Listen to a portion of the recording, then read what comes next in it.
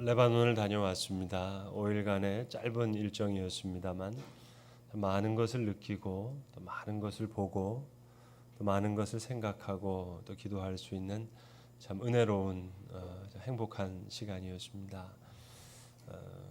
바로 이스라엘 북쪽에 붙어 있는 우리나라 강원도만한 작은 나라인데요. 레바논 선교사님도 그렇게 이해하시더라고요. 출애굽하시면서 하나님께서 젖과 꿀이 흐르는 땅, 그 땅은 아마 이스라엘과 레바논을 합한 그 땅일 거라고. 그래야지 성경이 더 이해가 된다고. 실제로 구약 성경에 보시면 레바논과 그 땅, 레바논과 그 땅을 축복하여 이런 말이 많이 나옵니다. 그래서 이런 이 성경 배경과 관련된 지역을 가다가 오면 성경이 참 더 입체적으로 이렇게 다가옵니다. 예수님께서 두로와 시돈 지방을 지나셨다. 그 두로와 시돈 지방이 바로 이 레바논 해안가에 있는 도시가 되겠고요. 지금 우리나라 동명부대가 평화유지군으로 현재 주둔해 있는 그런 곳이기도 합니다. 헐몬산을 사이에 두고 이제 국경이 나눠져 있는데 아시듯이 이스라엘과 전쟁을 해서 지금 아주 사이가 좋지 않는 헤즈볼라라고 하는 시아파 정당이 있는 그런 나라이기도 합니다. 그리고 동쪽으로는 시리아라고 하는 큰 나라와 이제 접해져 있는 그런 나라입니다. 그래서 이렇게 제 팔처럼 이제 두 산맥이 이렇게 있는데 이제 지중해 해안에 있는 그 산맥을 레바논 산맥이라고 부르고 그리고 시리아 국경과 접해져 있는 이 산맥이 안티 레바논 산맥입니다. 제가 간 지역은 이 안티 레바논 산맥 바로 이 밑에 있는 베카 밸리, 베카 계곡에 있는 사흘레라고 하는 그런 도시인데요.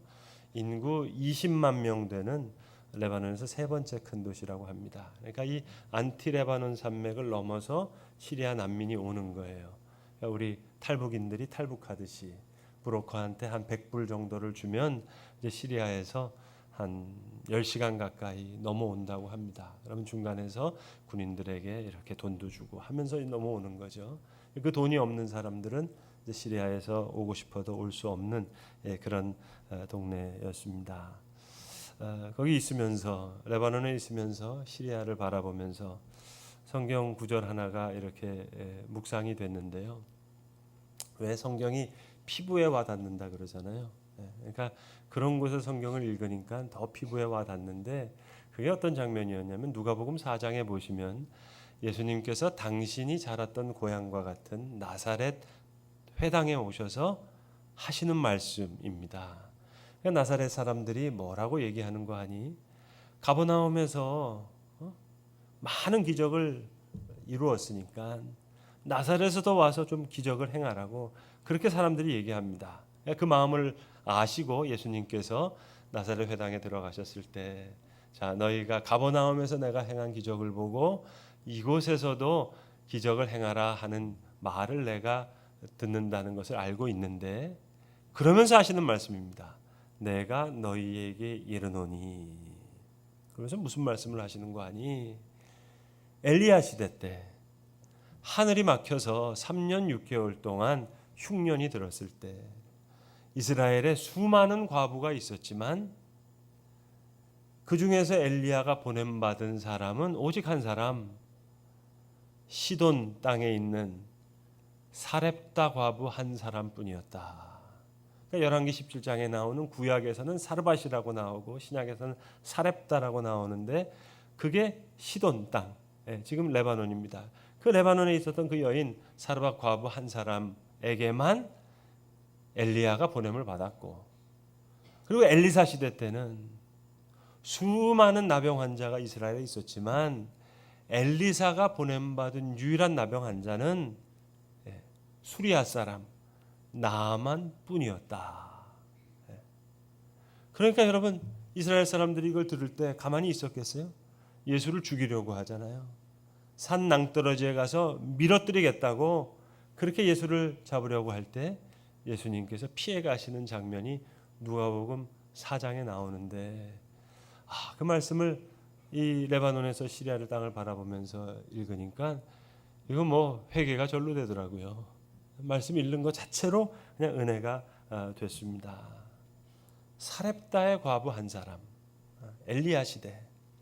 엘리야가 여러분 아시듯이 바알 선지자랑과 홀몬산에서 싸우잖아요.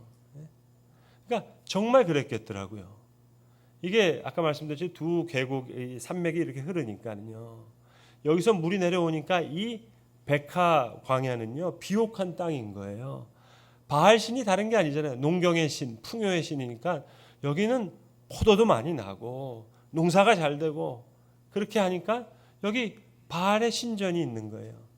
바알백이라고 하는 곳에 지금 가보시면은 제가 가보고 깜짝 놀랐는데요. 그 바알의 신전이 있었던 그곳에 그리스 로마 시대를 지나면서 여기 똑같이 제우스 신전, 그다음에 비너스 신전, 바카스 신전, 술의 신 뭐 다 만들어 놨는데요. 그 크기를 보고 제가 깜짝 놀랐어요. 그리스 로마 어떤 신전보다 한 10배는 큰 것 같아요. 아테네에 있는 파르테논 신전보다 그 크기가 10배가 되는. 레바논에 있으니까 사람들이 안 가다 뿐이지 크기로는 그렇게 큰 게 거기 있더라고요.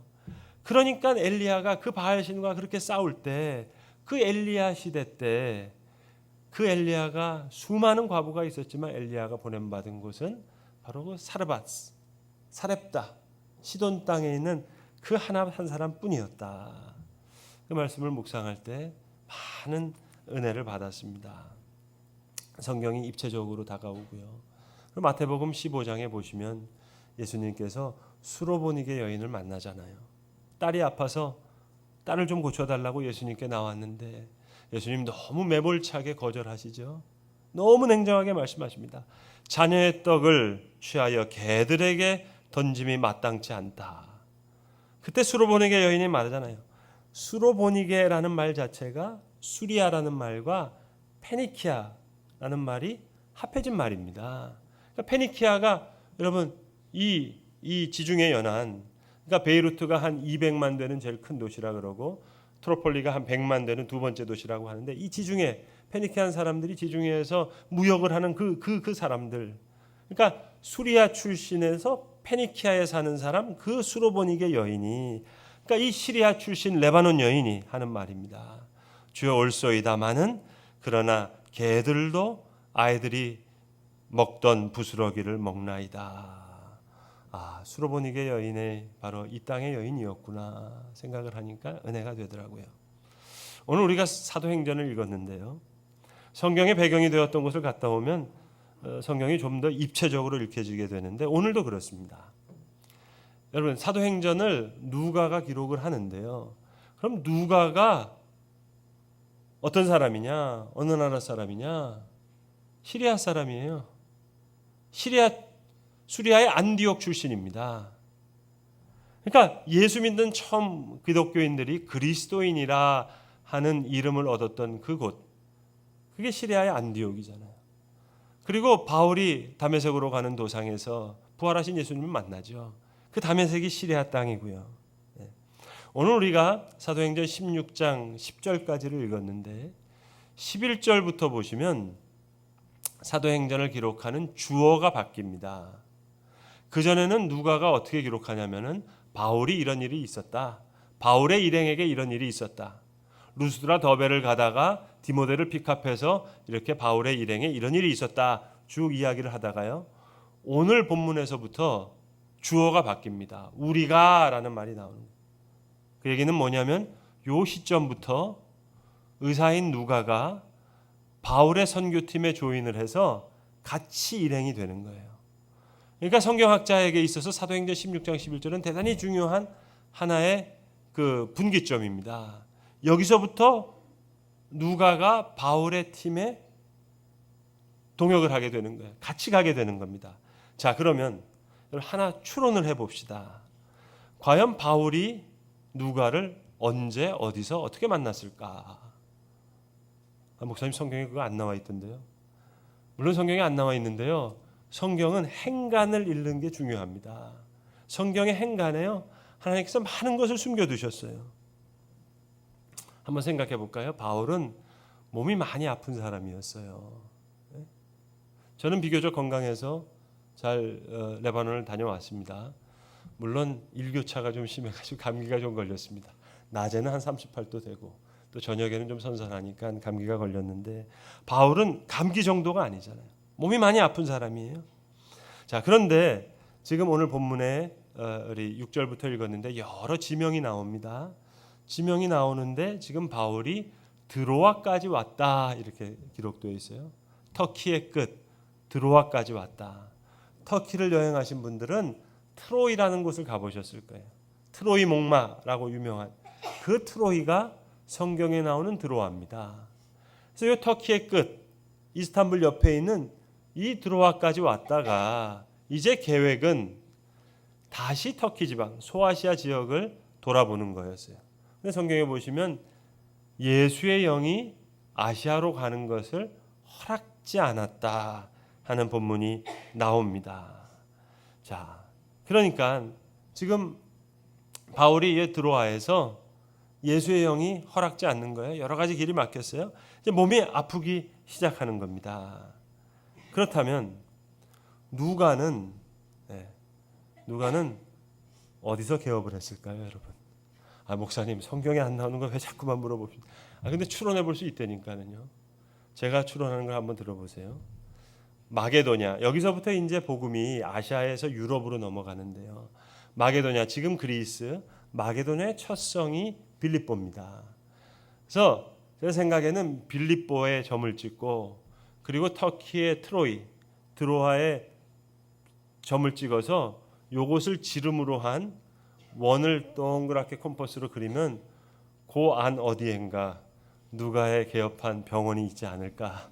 이제 추론입니다. 왜냐? 바울 일행이 왔어요. 바울은 누굽니까? 시리아의 안디옥에서부터 파송받아서 선교팀이 왔단 말이에요.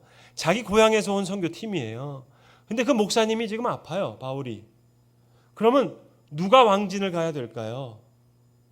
그 동네에서 일하는 수리아 안디옥 출신 누가가 그 소문을 듣고 그리고 지금 드로아에까지 와 있는 바울한테 와서 진찰을 해주고 약도 지어주고 또 열도 떨어뜨려야 되고 이렇게 하면서 많은 이야기를 주고받는 겁니다.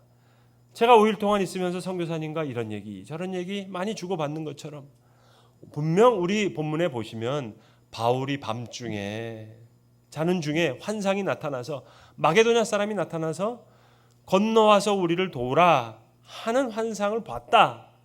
물론 그것이 결정적이었죠.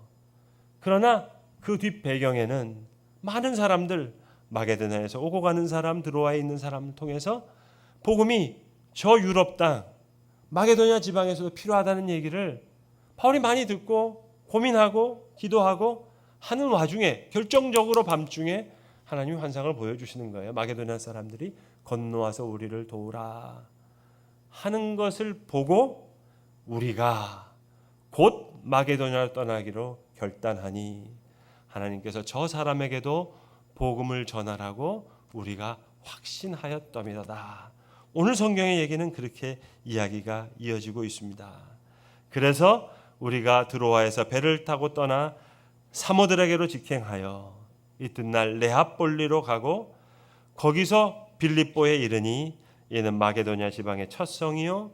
이러면서 쭉 이야기가 이제 유럽에 대한 선교가 이어지고 있는 겁니다. 우리가 여러분 한 선교지에 가면 여러 선교사님들 이야기를 듣잖아요. 다른 지역에 가면 또 다른 지역의 선교사님의 선교 현황을 듣게 되고 말입니다. 저는 하나님은 언제 어디서나 동일하게 일하시는 분임을 믿습니다. 그러나 동시에 하나님께서 특별한 때 특별한 곳에서 특별한 역사를 이루실 때가 있음을 또한 예민하게 바라볼 수 있는 그런 믿음의 사람이 되어야 된다고 믿는 사람입니다. 왜냐하면 우리가 가진 시간, 우리가 가진 물질이 제한적이라서 그래요. 우리가 모든 열방을 다 섬길 수가 없잖아요. 우리가 아프리카에서 굶어 죽는 사람을 다 먹일 수가 없잖아요. 우리가 가지고 있는 시간과 물질, 모든 자원이 제한적이에요. 우리는 아주 작은 한 모퉁이만을 감당할 뿐입니다. 저는 개인적으로 90년대에는요.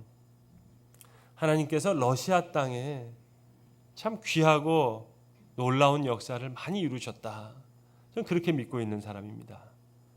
공산권이 무너졌잖아요. 그리고 러시아에 많은 선교의 역사가 이루어졌잖아요. 문이 열렸잖아요.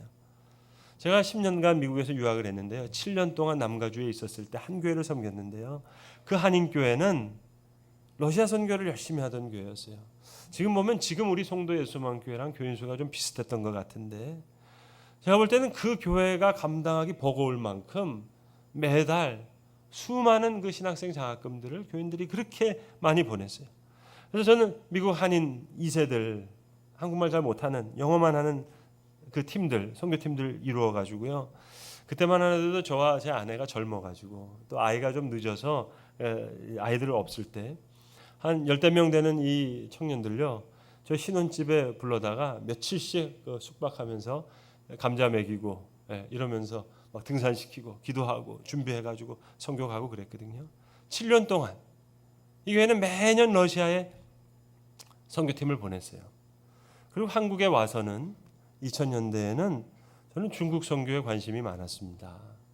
제가 부교역자로 섬겼던 그 교회가 중국 용정에 그러니까 윤동주가 살던 그 곳이죠. 북간도 그 용정 마을에 그 조선족 교회에 중국 소수민족 신학교를 지원했어요.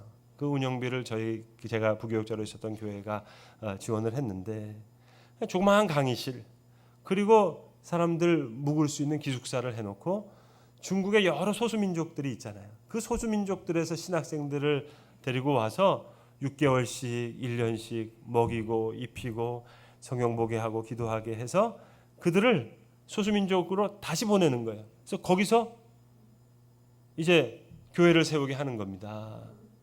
그러니까 저는 매년 거기 가서 이제 일주일 동안 강연을 하면서요. 저뿐만이 아니죠. 한국에 있는 많은 신학교 교수님도 가시고 여러 목사님도 가시고 일주일 동안 이렇게 강의를 할 때 보면은요. 제가 믿음이 좀 약해서 그런지 좀 한심해 보이기도 하고 이런 떼국물 흐르는 이런 신학생이 무슨 일을 할까 그런 걱정도 좀 했었는데요. 15년이 지났잖아요. 지금 그분들이 자기 민족으로 가서 중국의 소수민족이 흩어져서 교회를 하시는데요. 목회를 하시는데요. 너무 강력하게 목회를 하시는 거예요.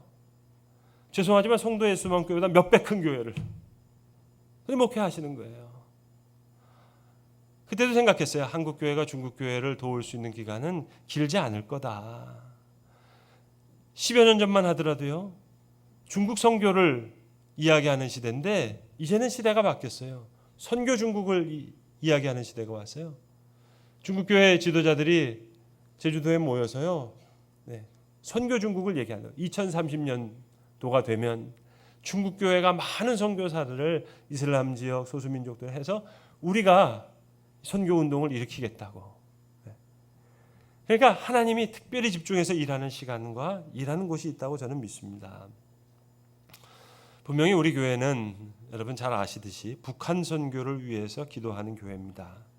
북한 동포를 위한 헌금 여러분 해주시면 저희가 동북아 교육문화재단을 통해서 나선에 있는 고아원을 돕습니다.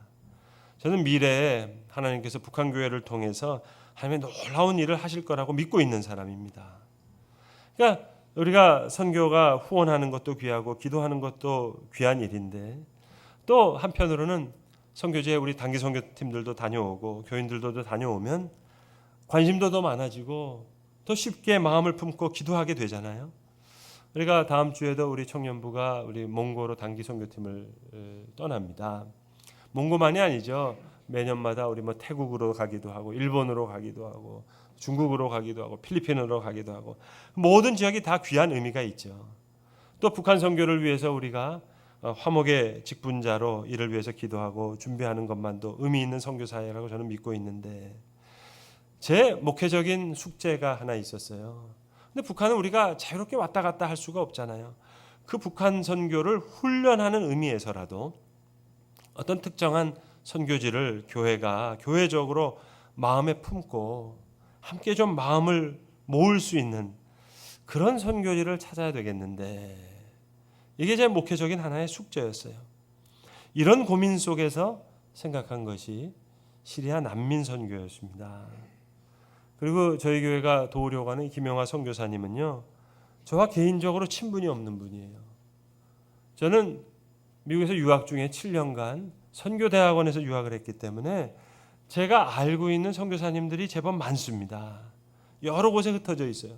저희 교회가 후원하는 선교사님만 하더라도 아프리카에도 계시고 남미에도 계시고 태국에도 계시고 베트남에도 계시고 인도에도 계시고 여러 나라에 있죠. 그런데 그런 사역과는 좀 다르게 교회가 교회적으로 북한 선교를 위한 훈련도 되면서 요 시기에 할 수 있는 일이 뭐가 있을 수 있을까 하는 것을 좀 생각했습니다. 김영환 선교사님 제가 거꾸로 찾아간 거예요. 이번 레바논 가서도요 많은 선교사님들 뵀습니다. 저희 교단 서울에 있는 드림교회라고 하는 드림센터에서 하는 제 후배 임선교사님이라는 우리 교단에 계신 선교사님도 계시고요. 김성국 선교사님 제가 뵙고 왔는데 그럼 또 다른 교단에서 더 오래 사역하신 분도 계시지만 이 김영환 선교사님은 여러 가지로 우리 교단도 다르고 그렇지만 우리 교회랑 여러 가지 맞을 수 있는 선교적인 접촉이 있겠다 생각해서 작년 성탄절날 우리가 크리스마스 포 시리아라는 행사를 통해서 연결되고 그리고 이 선교사님 올해 저희 교회 2번 오셔서 말씀 전하고 듣는 가운데 귀한 파트너가 될 수 있겠다 하는 생각을 했습니다. 제가 교회 개척을 2010년도에 했는데요. 시리아 내전은 아시듯이 2011년에 일어났잖아요. 관심은 있었지만 교회 차원에서 할 수 있는 일은 너무나 제한적이라고 생각했습니다. 왜냐하면 이건 유엔에서 해야 될 일이니까요. 코이카 나라 정부가 해외협력단이 가서 일을 하는 곳이니까요. 그러면 난민이라는 문제는 보통 복잡한 문제가 아니잖아요. 벌써 난민 그러면 정치적으로 사회적으로 얼마나 복잡한 문제입니까? 비단 우리나라만의 문제가 아니라 유럽이 골머리를 앓고 있는 부분이잖아요. 영국뿐만 아니라 독일까지도 말입니다. 터키, 그리스 할 것 없이. 그런데 시간이 많이 남은 것 같지는 않아요. 이제 유엔에서도 코이카에서도 이제 더 이상 할 게 없으면 발을 언젠가 빼게 될 거 아니겠습니까? 그러나 그 마무리하는 기간이라도록 5년이 됐건 어느 기간이 됐건 작지만 도와야 되겠다 생각을 한 이유는 딱 2가지입니다. 첫 번째 이유는 이것입니다. 지난주에 우리가 6.25를 한국 전쟁을 기념하는 그 날이 지나갔는데요. 레바논에 있었을 때 그 6.25를 생각하면서 생각이 더 깊어졌어요. 우리 민족의 아픔이 있잖아요. 물론 저는 전쟁을 경험한 세대가 아닙니다. 우리 부모님 세대, 할아버지 세대 경험한 일이죠. 수십만 명이 죽었잖아요. 참혹한 전쟁이잖아요. 그런데 하나님은 묘한 선교의 역사를 이루셨어요. 어떻게 여기에 교회가 세워지게 됐어요. 피난민이 내려오면서 우리 대한민국에 수많은 교회가 세워졌어요. 예컨대 영락교회, 서울 영락교회. 저건 피난민 교회입니다, 여러분. 6.25 전쟁이 없었다면 서울 영락교회는 있을 수 없는 교회예요. 한국 전쟁이 일어났기 때문에 서울 영락교회가 세워지게 된 겁니다. 하나님은 왜 이런 아픔을 주셨을까?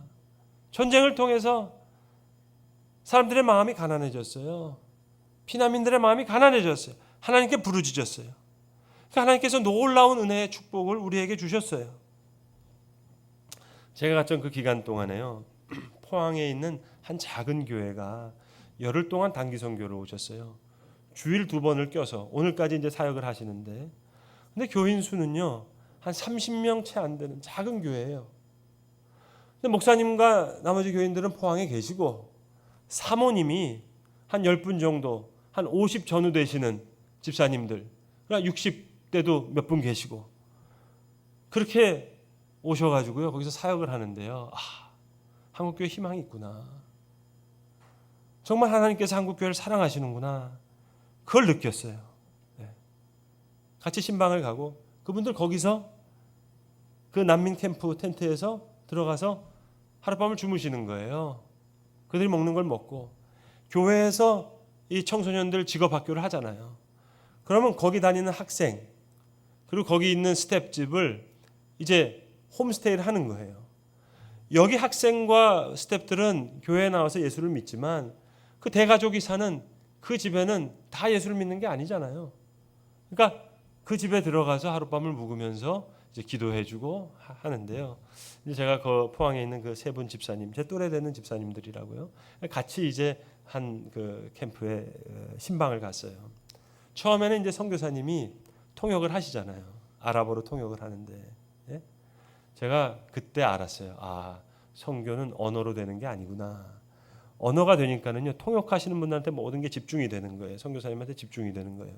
그랬더니 이 집사님들이 뭐라 그러냐면, 선교사님, 저희가 1년 동안 여기를 이 지역을 품고 기도해왔기 때문에 이제 저희가 할 테니까는요, 선교사님 이제 저기 이제 좀 자리를 좀 피해 달라고. 선교사님 나가시고 제가 같이 있었잖아요. 선교가 더 잘 되는 거 있죠, 여러분. 한국말로 다 되더라고요, 여러분. 예? 선교는 어떻게 되느냐?